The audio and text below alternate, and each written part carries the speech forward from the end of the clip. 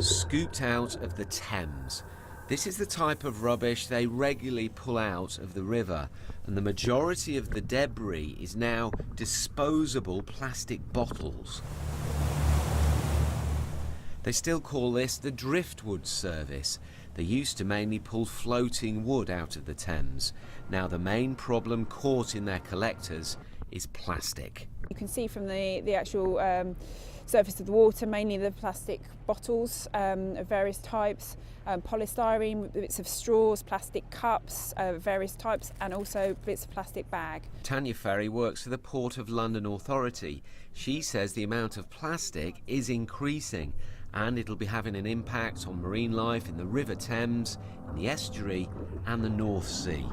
There's a lot of concern around it being in the sediment and what animals are feeding on. We're starting to see through studies that some of the crabs and fish are starting to eat it, and it's filling their stomachs, so they're not able to feed effectively.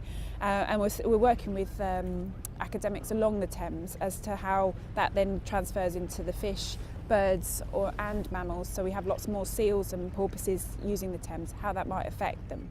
Most of the plastic that finds its way into the Thames has been used only once. Some is dumped, other smaller bits of plastic come through the sewage system. The experts here have measured how many plastic bottles are going into these collectors, and it's about 15 every hour. And they pull out about 250 tonnes of waste every year, and that's just a fraction of what goes into the river. These tiny white spots are polystyrene that's broken down in the river. And this is a snail that more typically would live in the upper ends of the tidal Thames, so Teddington Way, and that's obviously been disturbed and brought down this far, potentially scooped up and caught up in the debris, but also potentially on the pieces of plastic you see in the skip.